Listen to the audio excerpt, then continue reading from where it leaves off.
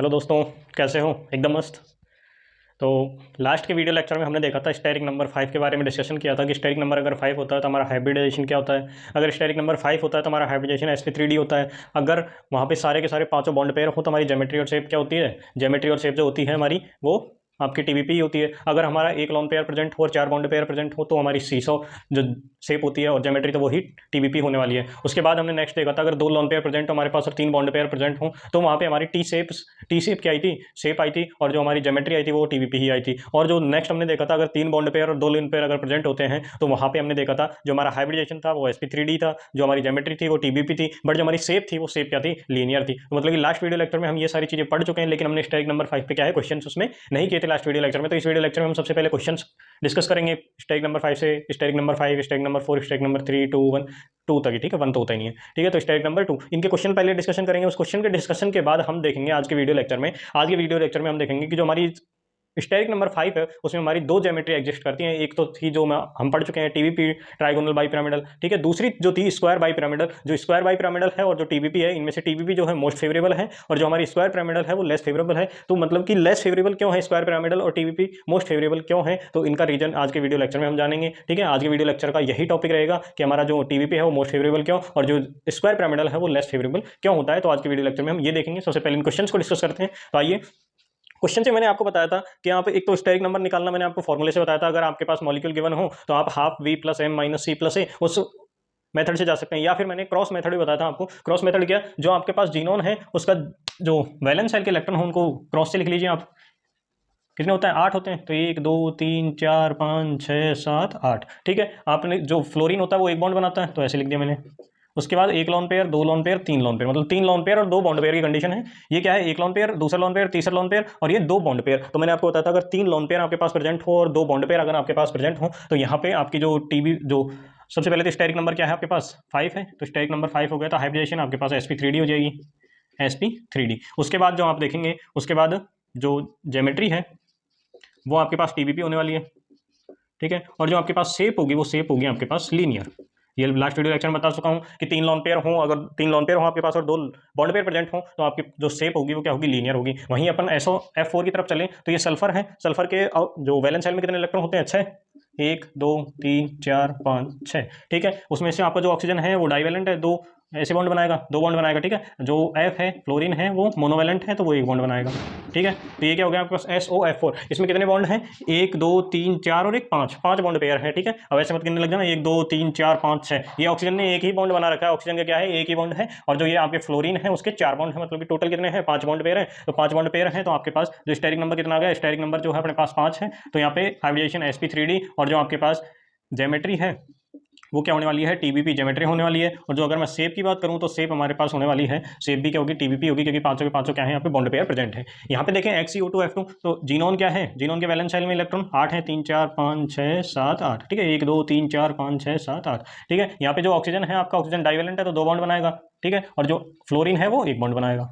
तो यहाँ पे देखें तो एक लोन पेयर प्रेजेंट हो गया आपके पास, एक लोन पेयर और कितने हैं? 4 बॉन्ड पेयर। मतलब कि स्टेरिक नंबर अगर मैं देखना चाहूँ तो स्टेरिक नंबर 5 मतलब कि sp3d आपके पास हाइब्रिडेशन होने वाला है। और यहाँ से अगर मैं ज्योमेट्री देखना चाहूँ तो एक लोन पेयर प्रेजेंट है तो एक लोन पेयर प्रेजेंट होता है तब ज्योमेट्री तो वही रहेगी। ज्योमेट्री तो टीबीपी रहेगी बट शेप में चेंज हो जाएगा। शेप क्या हो जाएगी आपके पास? शेप हो जाएगी सीसो।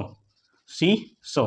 ठीक है, सीसो वो नहीं जिसमें आप देखते हो अपना चेहरा, वो सीसो नहीं। यहाँ पे सीसो का मतलब मैंने आपको हिंदी में अर्थ बताया था, ढेकुली होता है। ठीक है, सीसो का हिंदी में अगर अर्थ देखूँ तो वो क्या होता है? ढेकुली होता है। ठीक है, अगर नेक्स्ट की बात करें SnF3 तो सल्फर के वैलेंस शेल में इलेक्ट्रॉन वही 6 4 5 6। ठीक है, नाइट्रोजन कितने बॉन्ड बनाता है? 3। फ्लोरीन 1 बॉन्ड बनाता है। 3 फ्लोरीन है तो 3 बॉन्ड बनाएंगे। तो यहाँ पे टोटल अगर मैं बात करूँ टोटल जो स्टेरिक नंबर की अगर मैं बात करूँ, स्टेरिक नंबर क्या होगा यहाँ पे? 3 तो बॉन्ड पेयर है, सिग्मा बॉन्ड है। और यहाँ पे जो नाइट्रोजन 3 बॉन्ड बना रहा है, ये नाइट्रोजन जो 3 बॉन्ड बना रहा है उसमें से 2 तो पाई होते हैं और एक ही सिग्मा होता है। तो हमें पता है जो हम काउंट करते हैं किसमें? जो स्टेरिक नंबर में काउंट करते हैं number of sigma bond plus number of lone pair, मतलब कि number of sigma bond count करने हैं अपन को। तो यहाँ पे एक ही सिग्मा बॉन्ड प्रेजेंट है इन तीनों बॉन्ड्स में। तो यहाँ पे 3 तो ये सिग्मा बॉन्ड हो जाएगा और एक ये, तो स्टेरिक नंबर कितना हो जाएगा मेरे पास? टोटल स्टेरिक नंबर कितना हो जाएगा? 4 हो जाएगा स्टेरिक नंबर। तो स्टेरिक नंबर अगर 4 होता है तो यहाँ पे जो हाइब्रिडेशन होगा वो sp3 होने वाला है। कौन सा? sp3 होने वाला है। अगर मैं बात करूँ ज्योमेट्री की तो वो टेट्राहेड्रल होने वाली है। और अगर मैं बात करूँ शेप की तो शेप भी आपके पास टीडी ही होने वाली है, क्योंकि चारों के चारों क्या है? बॉन्ड पेयर प्रेजेंट है आपके पास। अगर IF2 पॉजिटिव की बात करें तो ये क्या है? आई का मतलब हेलोजन है। तो हेलोजन के वैलेंस शेल में इलेक्ट्रॉन होते हैं 7, 3 4 5 6 7। अब देखो मैंने क्या है पॉजिटिव चार्ज, तो पॉजिटिव चार्ज का मतलब यहाँ से अपन को एक क्रॉस हटाना है। अगर नेगेटिव होता तो एक क्रॉस और बढ़ा देते, लेकिन यहाँ पॉजिटिव है तो मैंने एक क्रॉस क्या है हटा दिया यहाँ से। अब देखो आप करते हैं, फ्लोरीन क्या है आपके पास मोनोवैलेंट स्पीशीज है तो एक बॉन्ड बनाएगा, ठीक है। और यहाँ पे 2 लोन पेयर आपके पास प्रेजेंट है, मतलब 2 लोन पेयर और 2 ही क्या है आपके पास, 2 लोन पेयर और आपके पास 2 ही क्या है सिग्मा बॉन्ड है, ठीक है, 2 ही बॉन्ड पेयर हैं। तो यहाँ पे स्टेरिक नंबर की अगर मैं बात करूं तो स्टेरिक नंबर आपके पास आने वाला है 4। और अगर जो मैं ज्योमेट्री की बात करूं, ठीक है, संकरण sp3 होने वाला है। अगर ज्योमेट्री की बात करूं तो वो टेट्राहेड्रल होने वाली है। अगर मैं शेप की बात करूं तो शेप यहाँ पे आपके पास होने वाली है, शेप आपके पास क्या होने वाली है, वी शेप बोल दीजिए या फिर बेंट शेप बोल दीजिए, ठीक है। इसकी कुछ स्ट्रक्चर कुछ इस प्रकार बनेगी IF, और इस पर 2 लोन पेयर प्रेजेंट होंगे और इस पर पॉजिटिव चार्ज रहने वाला है। इस प्रकार आपकी स्ट्रक्चर बनने वाली है, या फिर आप आयोडीन पे पॉजिटिव चार्ज दिखा सकते हैं। उसके बाद देखें अगर ICl2 नेगेटिव, वैलेंस शेल में 7 इलेक्ट्रॉन, 4 5 6 7, ठीक है। ये नेगेटिव चार्ज है तो एक क्रॉस और बढ़ा दूंगा मैं। यहाँ पे क्लोरीन क्या है, मोनोवैलेंट स्पीशीज है, और यहाँ पे 3 क्या होंगे अपने पास, 3 लोन पेयर और 2 बॉन्ड पेयर प्रेजेंट है। तो मतलब स्टेरिक नंबर कितना हो गया, स्टेरिक नंबर की अगर मैं बात करूँ तो स्टेरिक नंबर हो गया अपने पास 5, मतलब कि जो हाइब्रिडेशन होने वाला है वो होगा अपने पास sp3d। और अगर मैं ज्योमेट्री की बात करूँ तो वो हो गया आपके पास TBP ज्योमेट्री होने वाली है। और अगर मैं बात करूँ शेप की तो शेप आपके पास क्या होने वाली है, 3 लोन पेयर 2 बॉन्ड पेयर है, तो लीनियर शेप होने वाली है आपकी। कौन सी शेप, लीनियर शेप। तो इस प्रकार आप कोई भी एग्जाम्पल ले सकते हैं और किसी भी तरह का एग्जाम्पल को आप कंसिडर करें और क्या करें, आप हाइब्रिडेशन निकाल सकते हैं, आपके पास हमेशा सही आएगा। बस आप इस मेथड से जाना, मेरा जो मेथड है वो यही है, क्रॉस मेथड से चलता हूँ हमेशा। तो क्रॉस मेथड से जाएंगे तो आपके पास आंसर सही आने के चांसेस ज्यादा रहेंगे। एक उस फॉर्मूले के लगा कर लो, कैसे ही कर लो आप, सारे तरीके से जाओगे, सारे तरीकों से जाओगे आंसर सेम ही मिलेगा, ठीक है। ऐसा नहीं है कि आप इस तरीके से गए तो आंसर गलत आ जाएगा, ऐसा कुछ नहीं है। तो मतलब कि ये क्या हो गया आपके पास ICl2 नेगेटिव, IF2 पॉजिटिव। अब यहाँ से एक चीज आपको अगर मैं बताना चाहूँ, XX2 पॉजिटिव और XX2 नेगेटिव, मैं एक एग्जाम्पल बता रहा हूँ अब आपको। XX2 पॉजिटिव, इन्हें तो हटा देते हैं, ठीक है, यहीं पे ले लेते हैं अपन उस एग्जाम्पल को। एग्जाम्पल क्या है अपने पास, एक XX2 पॉजिटिव और एक आपके पास एग्जाम्पल है सेकंड XX2 नेगेटिव। यहाँ पे X क्या है, X का मतलब है आपके पास हेलोजन। अगर आपके पास XX2 डैश लगा लो, XX2 डैश, मतलब कि जो ये X पहला हेलोजन होगा वो कोई दूसरा हेलोजन होगा, और जो X2 है जो दूसरा हेलोजन होगा, मतलब कि जैसे ये है ना ICl2 नेगेटिव, मतलब कि पहला X तो ये है, X डैश मतलब कि ये नहीं है, इसके अलावा दूसरा हेलोजन है, मतलब Cl2 है। वैसे यहाँ पे IF2 पॉजिटिव X2 डैश, और ये X2 डैश का मतलब दूसरा कोई हेलोजन है, F2 है, यहाँ पे I था, यहाँ पे F है, और उस पर पॉजिटिव चार्ज। तो अगर इस प्रकार के अगर आपके पास कोई भी मॉलिक्यूल मिलता है तो आप इसमें हाइब्रिडेशन सीधा लिख सकते हैं। क्या लिख सकते हैं, क्या लिख सकते हैं आप, जैसे अगर XX2 डैश पॉजिटिव है तो आप उसका स्टेरिक नंबर सीधा ही क्या लिख सकते हैं, स्टेरिक नंबर 4 लिख के और sp3 हाइब्रिडेशन बता सकते हैं। और ज्योमेट्री तो आपको पता है, अगर स्टेरिक नंबर 4 है तो sp3 आपके पास टेट्राहेड्रल क्या है, टेट्राहेड्रल आपके पास ज्योमेट्री होने वाली है। और अगर मैं शेप की बात करूँ तो वो आपको बेंट शेप या वी शेप ही बतानी है। ये फिक्स है चीजें, ये चीजें क्या है, फिक्स है। अगर आपके पास इस प्रकार के मॉलिक्यूल दिखते हैं, अगर इस प्रकार के मॉलिक्यूल दिखते हैं तो ये चीज आप फिक्स है। स्टेरिक नंबर आपके पास क्या होगा, स्टेरिक नंबर वही 5 होने वाला है। कैसे होगा वो आप निकाल सकते हैं, वैसे ही एक्स हेलोजन है, हेलोजन के वैलेंस शेल में इलेक्ट्रॉन 7 और एक नेगेटिव चार्ज तो बढ़ा देंगे 8 हो जाएगा। उसके बाद X2 ये मोनोवैलेंट स्पीशीज है तो 2 तो बॉन्ड पेयर बनाएंगे और 3 लोन पेयर, मतलब कि स्टेरिक नंबर आपके पास यहाँ क्या होने वाला है 5, और sp3d आपके पास क्या होगा, हाइब्रिडेशन होने वाला है यहाँ पे। और अगर मैं ज्योमेट्री की बात करूँ तो ज्योमेट्री आपको पता है, अगर स्टेरिक नंबर 5 है तो क्या होने वाली है, TBP ज्योमेट्री होने वाली है। और अगर मैं यहीं शेप की अगर मैं बात करता हूँ तो वो शेप यहाँ पे लीनियर होने वाली है। अगर 3 बॉन्ड पेयर और 3 बॉन्ड पेयर और 2 लोन पेयर, 3 लोन पेयर और 2 बॉन्ड पेयर अगर प्रेजेंट होते हैं तो शेप क्या होने वाली है, लीनियर होने वाली है। इस प्रकार के मॉलिक्यूल आपको याद रखने हैं, ठीक है, इस प्रकार के मॉलिक्यूल, ठीक है। अगर इस प्रकार के मॉलिक्यूल सीधा ही दिखते हैं तो आप सीधा ही शेप और ज्योमेट्री की बात कर सकते हैं वहां पर, ठीक है। तो ये तो थे आपके क्वेश्चंस। अब बढ़ते हैं अपन अपने क्वेश्चन की तरफ कि भैया जो हमारी स्टेरिक नंबर अगर 5 होता है, ठीक है, स्टेरिक नंबर अगर 5 होता है तो उसमें मोस्ट फेवरेबल जो ज्योमेट्री है वो TBP है, और जो लेस फेवरेबल ज्योमेट्री है वो आपके पास स्क्वायर पिरामिडल है। तो ऐसा क्यों, क्या रीजन है कि भैया उसको ज्यादा भाव मिल रहा है, ठीक है, TBP वाले को, और जो आपका स्क्वायर पिरामिडल है उसको कोई भाव ही नहीं दे रहा। ये भाव बढ़ रहे हैं मतलब TBP वाले के, तो उसके भाव क्यों बढ़ रहे हैं, इसका रीजन पढ़ने वाले हैं हम, क्यों बढ़ रहे हैं इसके भाव। तो अभी इसको तो रफ करते हैं अपन, इसके भाव क्यों बढ़ रहे हैं भैया। होता है ना, जिनको ज्यादा भाव दे देते हैं, जिनके साइड ज्यादा देखने लग जाते हैं, फिर उनके भाव बढ़ जाते हैं। इस बात को आपसे अच्छा तो कौन ही जानेगा, है ना, आपने बहुतों के भाव बढ़ाए होंगे, ठीक है, हमें पता है, हमें पता है आपने भी बहुतों के भाव बढ़ाए होंगे। तो अब देखते हैं भैया भाव क्यों बढ़ गए इनके, जानकारी भी तो होनी चाहिए ना कि भाव बढ़े क्यों हैं, क्या रीजन था ऐसा। तो तुम देखे थे उसकी तरफ, तुम उसकी तरफ घूरते रहते थे, इसलिए उसका क्या है भाव बढ़ गया, तो आपको घूरना नहीं चाहिए था, ठीक है। ये तो थी आपकी मजाक वाली बात, ठीक है, हंसी मजाक वाली बात। अभी जो क्वेश्चन है हमारा, why TBP is more favourable geometry, why TBP is more favorable geometry and square pyramidal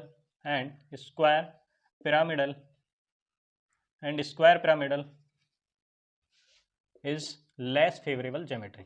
इसका क्या कारण है, इसका क्या कारण है कि जो आपकी TBP ज्योमेट्री है वो मोर फेवरेबल है और जो आपकी जो स्क्वायर पिरामिडल ज्योमेट्री है वो लेस फेवरेबल है। इसका क्या रीजन है, तो उसका रीजन देखने वाले हैं हम। इसका रीजन क्या है, जो आपके पास टीबीपी ज्योमेट्री होती है, जो मैंने आपको लास्ट वीडियो लेक्चर में आपको बताया था कि मैंने जो आपको टीबीपी के बॉन्ड एंगल बताए, तो टीबीपी ज्योमेट्री के बॉन्ड एंगल बताए थे, ठीक है। और आज मैं आपको बताने वाला हूं किसके बॉन्ड एंगल, स्क्वायर पिरामिडल के। तो जो बॉन्ड एंगल बताए थे तो मैंने उसका आपको बताया था कि उसके जो सिग्निफिकेंस मिलेगा आपको, उसका सिग्निफिकेंस नेक्स्ट आने वाली वीडियो मिलेगा। तो इसी वीडियो में उसका सिग्निफिकेंस पता लगेगा कि आपने बॉन्ड एंगल क्यों बताए थे। तो उन बॉन्ड एंगल के कंपेरिजन से ही हम पता करेंगे कि वो मोर फेवरेबल क्यों है और जो आपकी स्क्वायर पिरामिडल है वो लेस फेवरेबल क्यों है। तो फिर से पहले मैं वो बॉन्ड एंगल लिख लेता हूँ आपके टीबीपी के। टीबीपी में किस प्रकार का आपके पास मॉलिक्यूल होता है, AB5 प्रकार का मॉलिक्यूल होता है। तो यहाँ पे जो NCR एक फॉर्मूला लगेगा, factorial n upon n minus R का फैक्टोरियल और r का फैक्टोरियल, ठीक है। तो इसमें से क्या करना है अपन को, AB5 मतलब कि ABN टाइप का मॉलिक्यूल होता है ना, तो उसके लिए ये फॉर्मूला है ABN टाइप के मॉलिक्यूल के लिए, ठीक है, ABN टाइप के मॉलिक्यूल के लिए। तो यहाँ पे अगर मैं बात करूँ NC2 मुझे निकालना 5C2। जब भी अपन बॉन्ड एंगल निकालते हैं ABN टाइप का अगर कोई मॉलिक्यूल होता है, देखो ABN टाइप का अगर कोई मॉलिक्यूल होता है तो उसका अगर बॉन्ड एंगल अपन को फाइंड आउट करना है तो वो कैसे निकालेंगे अपन, NC2 से आप उसका बॉन्ड एंगल फाइंड आउट करते हैं। और NCR को मैं कैसे कैसे लिखते हैं अपन, उसको अपन कैसे लिखते हैं, एनसीआर को factorial n upon n minus R का फैक्टोरियल और r का फैक्टोरियल, तो इस प्रकार लिखते हैं। और जो एबीएन टाइप का है उसको बॉन्ड एंगल कैसे निकालते हैं, NC2। तो अगर AB5 टाइप का मॉलिक्यूल है तो उसका बॉन्ड एंगल कैसे निकालेंगे अपन, उसका जो बॉन्ड एंगल निकालेंगे 5C2 से निकालेंगे, क्योंकि यहाँ पे n की वैल्यू कितनी है 5 है, और 5C2 से अपन इसका क्या निकालेंगे, बॉन्ड एंगल निकालेंगे। तो अब इस 5C2 को अपन को सॉल्व करना है, जैसे अपन ने NCR को सॉल्व किया वैसे ही अपन को 5C2 सॉल्व करना है। तो 5C2 अगर मैं सॉल्व करूंगा तो फैक्टोरियल 5 अपॉन 5 माइनस 2 का फैक्टोरियल और r मतलब कि 2 का फैक्टोरियल, 5 फैक्टोरियल अपॉन 5 में से 2 गए तो 3 का फैक्टोरियल। इसको मैं ऐसे लिख सकता हूँ 5 इंटू 4 इंटू 3 का फैक्टोरियल, 5 माइनस 2 करे तो 3 का फैक्टोरियल इंटू 2 का फैक्टोरियल। 3 के फैक्टोरियल से 3 का फैक्टोरियल कैंसिल, 2 के फैक्टोरियल को मैं 2 लिख सकता हूँ, तो 2 2 जा 4, मतलब कि टोटल बॉन्ड एंगल कितना आ गया अपने पास, total number of bond angle जो टीबीपी में थे वो 10 बॉन्ड एंगल आ गए, 10 बॉन्ड एंगल आ गए हैं। इसकी जो ज्योमेट्री होती है, जो मैंने आपको टीबीपी की जो ज्योमेट्री बताई थी वो कुछ इस प्रकार थी, देखो कुछ इस प्रकार इसकी ज्योमेट्री थी,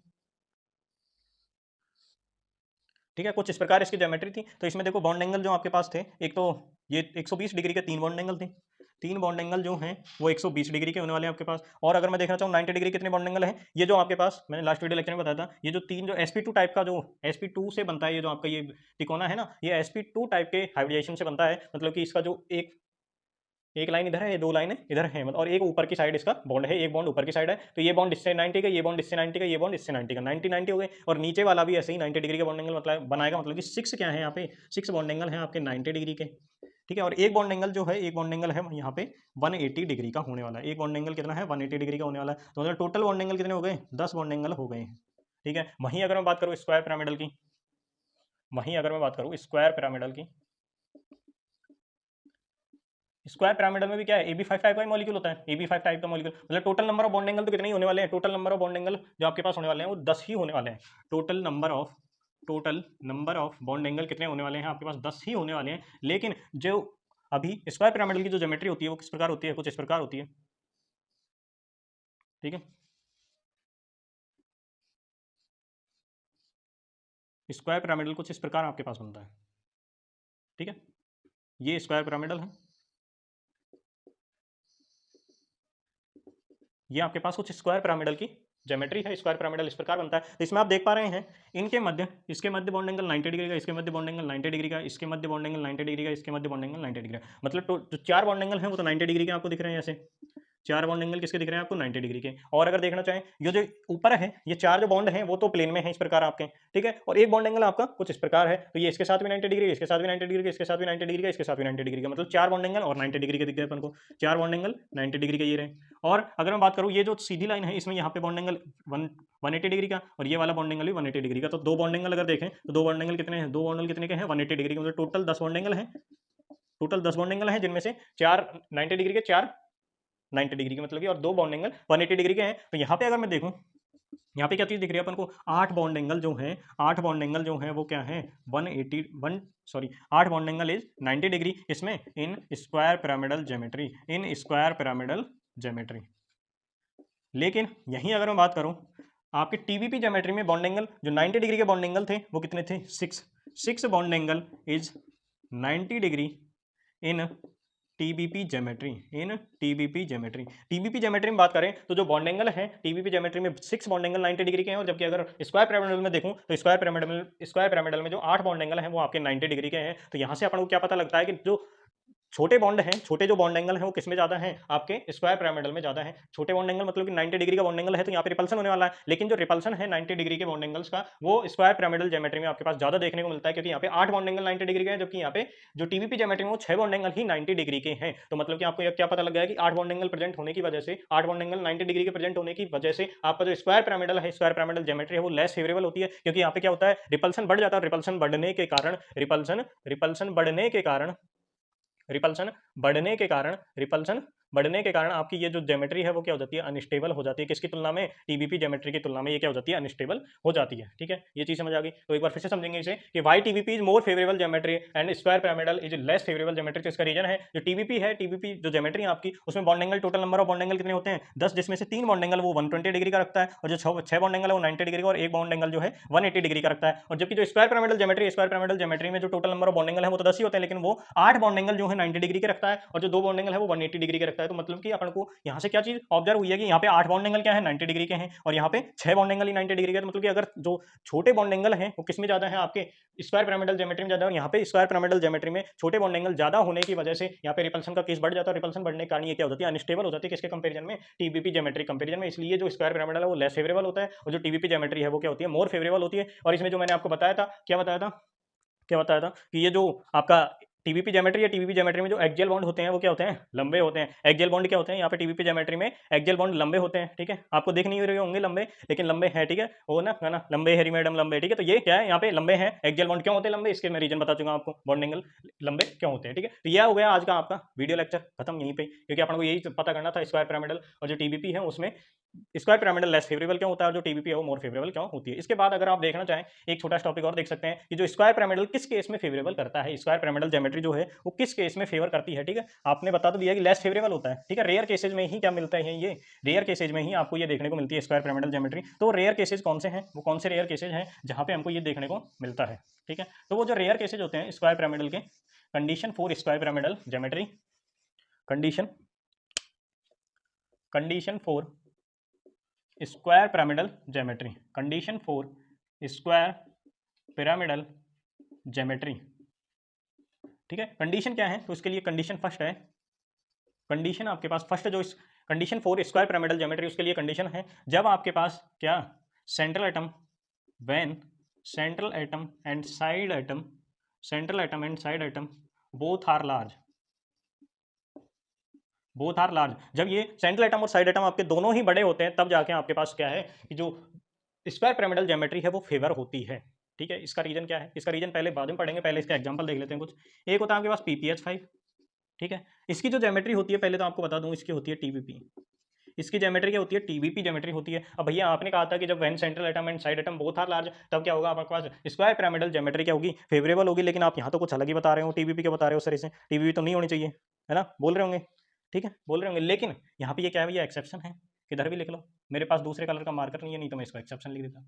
ठीक है, ये एक्सेप्शन है। वैसे तो देखो सेंट्रल एटम भी बड़ा है, थर्ड पीरियड एलिमेंट है, और पीएच है फेनिल ग्रुप, वो तो बड़ा होता ही है। ठीक है, तो मतलब कि ये बड़े बड़े ग्रुप है central atom and side atom, लेकिन ये क्या है, टीबीपी ज्योमेट्री रखता है। ठीक है, इस चीज़ का आपको ध्यान रखना है। और दूसरा जो एग्जाम्पल अगर मैं देखना चाहूँ, इसको मैं यहीं पे लिख देता हूँ, इसको मैं यहीं पे लिख देता हूँ कि ये टीबीपी ज्योमेट्री रखता है।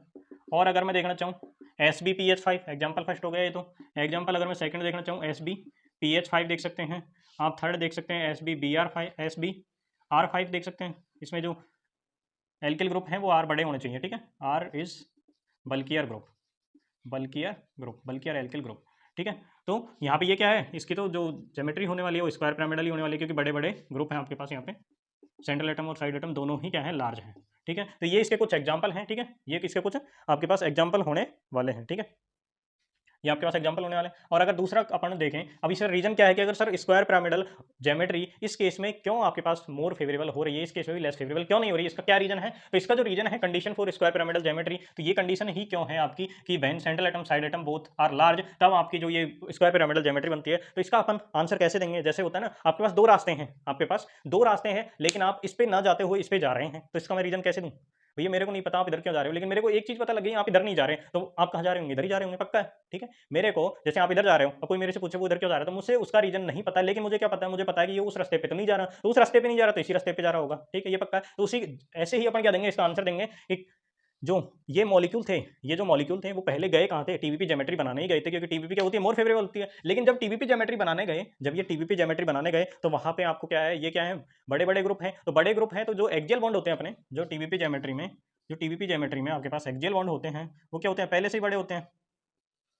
टीवीपी ज्योमेट्री में वो जो आपके पास एक्सियल बॉन्ड हैं वो पहले से ही बड़े होते हैं। जब ये बल्कियर ग्रुप आते हैं, जब ये बड़े बड़े ग्रुप आते हैं, तो यहाँ पे जो एक्सियल बॉन्ड है, एक्सियल बॉन्ड्स की जो बॉन्ड लेंथ है और भी बड़ी हो जाती है, और भी इंक्रीज हो जाती है। और बॉन्ड लेंथ इंक्रीज हो रही है मतलब कि इसकी बॉन्ड स्ट्रेंथ कम हो जाती है, और ये क्या हो जाते हैं, टूट जाते हैं। तो टूट कर ये किस में जाते हैं, फिर ये इसकी ज्योमेट्री किस में जाती है, फिर आपकी स्क्वायर पिरामिडल में इसकी ज्योमेट्री आपके पास जाती है। ठीक है, इस प्रकार ये स्क्वायर पिरामिडल फिर बनाता है। ठीक है जी, स्क्वायर पिरामिडल बनाता है ये बॉन्ड। ये जो एक्सियल बॉन्ड है वो ज़्यादा बड़े हो जाते हैं, जिससे कि ये टूट जाते हैं, इसलिए टीवीपी से किस में चला जाता है, फिर स्क्वायर पिरामिडल में चला जा सकता है। इसका एक एग्जांपल और लिख लीजिए, जो INCl52 नेगेटिव।